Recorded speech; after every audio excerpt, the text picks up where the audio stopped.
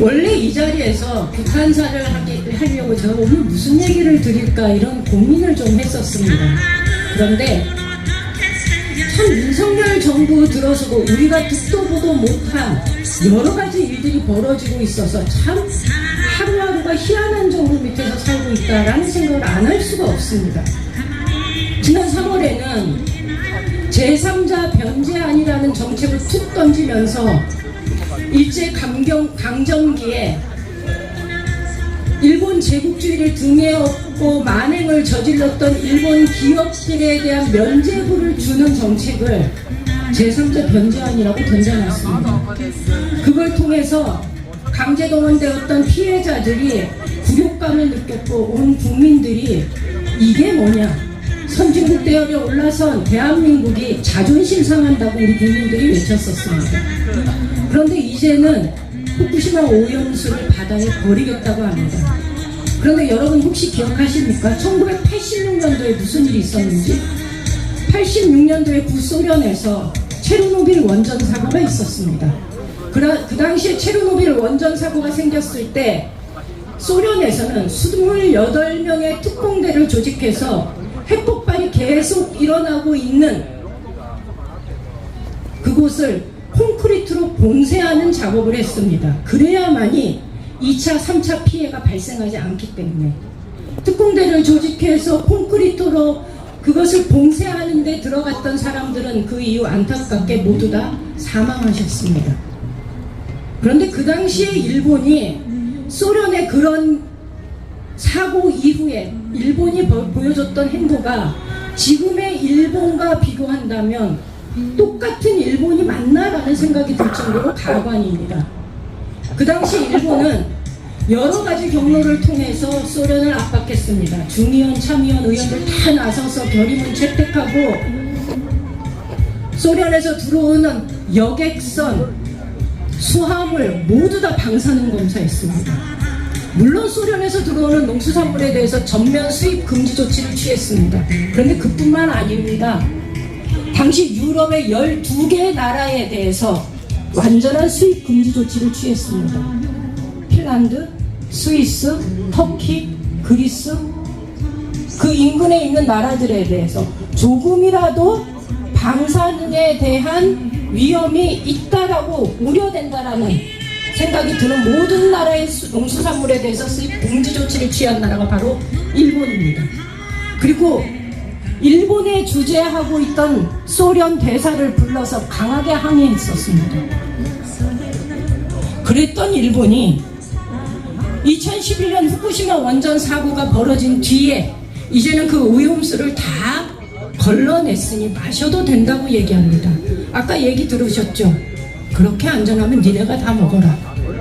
석촌호수 양 정도밖에 안 되는 그 오염수 거기에 가둬놓고 가능하면 반감기가 지날 동안 니네가 관리하고 니네가 그것을 이 안전관리를 해내라. 이것이 전 세계 국민들의 요구입니다. 그랬던 일본이 우리가 후쿠시마 원전 사고 터지면서 후쿠시마산 수산물에 대해서 수입 금지 조치를 취하니까 일본 어떻게 했습니까? WTO에 제소했습니다. 일본의 뻔뻔함, 일본의 그 양심 없음, 파렴치함 이루 말할 수가 없습니다. 그런데 여러분들 아시나요? 경상도 사투리로 이렇게 뻔뻔하고 염치 없고 요런 사람을 뭐라 그러는지 아시나요? 야마리 까진 놈. 그쵸? 야마리 까졌다 이러면 저는 지금 일본의 행태를 보면서 야마리 일본말 아닙니다. 얌치라는 말의 경상도 사투리입니다. 제가 이 야마리란 말을 몰라가지고 우리 시어머니가 저한테 말을 할 때 야마리 이거 일본말 아니야? 하면서 사전을 찾아봤더니 야마리는 순 우리말이고 사투리입니다. 얌치라는 말이. 지금 일본이 하는 행태는 그야말로 야마리 톡 까진 행생입니다. 그런데 이렇게 야마리 까진 행태를 벌이고 있는 정부가 일본 정부만입니까? 아닙니다. 대한민국 정부는 더합니다. 기가 막힙니다. 얼마 전에 열렸죠. 후쿠시마 원전 사고가 벌어졌 있었던 인근의 우럭에서 세슘 농도가 180배가 기준치가 넘는 누럭이 잡혔다라고 얘기했더니 도쿄전력에서 후쿠시마 근해에다가 그물을 쳐서 그 물고기가 먼 바다로 나가지 않게 하겠다라고 얘기를 합니다. 여러분들은 이것이 말이 된다고 생각하십니까? 그 얘기를 들은 우리 정부가 며칠 전에 국민의힘의 우리 바다 지키기 TF팀에서 이런 얘기를 합니다. 세슘, 스크론튬, 이름도 어렵습니다. 이런 물질들은 무거워서 바다에 방류를 하면 바닥에 가라앉기 때문에 해류가 돌아서 동해에 올 가능성이 없다고 얘기합니다. 여러분들은 이 말 믿습니까? 잠깐 얘기를 드려볼까요? 세슘을 뿌렸습니다. 바닥에 가라앉습니다. 그것을 플랑크톤이 먹습니다. 플랑크톤이 먹을 때 이거 세슘이야, 위험해, 먹으면 안 돼, 안 먹을까요? 아닙니다. 먹습니다. 먹은 플랑크톤도 있을 것이고 안 먹은 플랑크톤도 있겠지만 그 모든 플랑크톤을 잡아서 멸치가 먹습니다. 재수좋게 세슘에 중독되지 않은 플랑크톤을 먹은 멸치도 있고 안 먹은 멸치도 있겠지만 그 멸치를 모두 다 먹은 고등어가 우리 밥상에 올라옵니다. 세슘을 먹은 플랑크톤이 바다에서 10년이고 100년이고 그곳에 머무른다면 우리는 그나마 조금 덜한 안심을 하겠지만 세슘을 먹은 플랑크톤이 멸치를 통해 고등어를 통해 연어를 통해 우리 밥상에 따박따박 올라옵니다.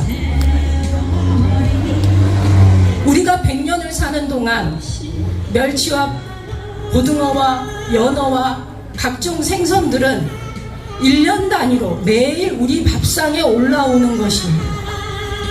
이러니 우리가 위험하다고 얘기하지 않을 수 있나요? 위험합니다. 그래서 우리는 반대하는 겁니다. 이 반대가 우리만 반대하는 거 아닙니다. 일본의 어민들도 반대하고요. 일본의 시민단체들도 반대합니다. 그 반대의 목소리가 커지니까 일본에서는 대책이라고 내놓은 것이 7,800억 원 플러스 알파의 규모로 여러분들이 얻을 예상되는 모든 피해에 대해서 전방위적으로 정부가 대응해 나가겠습니다 라고 얘기를 했습니다. 그런데 우리 정부 지금 어떻게 합니까? 우리 정부는 예상되는 피해에 대해서 이렇게 얘기합니다. 괴담 퍼뜨리지 마라. 괴담 퍼뜨려서 괜히 시민들 불안하게 하고 어민들 힘들게 하지 마라 라고 얘기를 합니다. 그러나 지금 대한민국 정부가 제정신이라면 지금 해야 할 것은 명백합니다. 일본 정부를 향해서 강하게 항의해야 됩니다. 대한민국 정부가 제정신이라면 만일에 하나 예상되는 어민들의 피해, 소비자들의 피해에 대해서 만반의 준비를 하고 대책을 세워야 합니다. 지금 우리 정부는 피해가 생긴다면 어민들에 대해서 융자를 해주겠다고 합니다. 빚쟁이를 만들겠다는 거죠. 이게 겨우 내놓은 정책이라는 게 어민들 빚쟁이 만드는 정책, 이걸 내놓고 있습니다.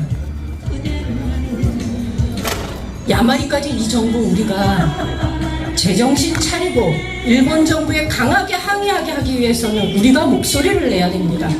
우리가 목소리 내서 이 정부한테 항의하지 않으면 우리는 이것을 고스란히 우리가 받아 안아야 할 피해가 될지도 모르겠습니다.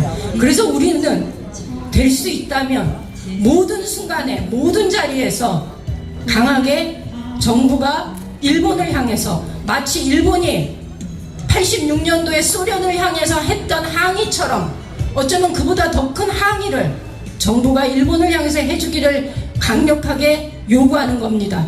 대한민국 정부가 제정신이라면 목소리를 내라고 우리 시민들이 항의하는 겁니다.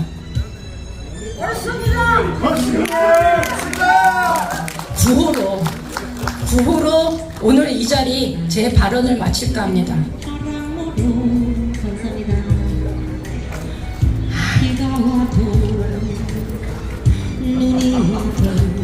구호 외치기 전에 김현상 대표님이 저 뒤에 가려서 아직도 계십니다. 영덕의 참여연대 아까 발언을 해주셨는데 계신데 함께 해주셔서 감사드립니다. 고맙습니다. 제 구호는 이렇게 하겠습니다.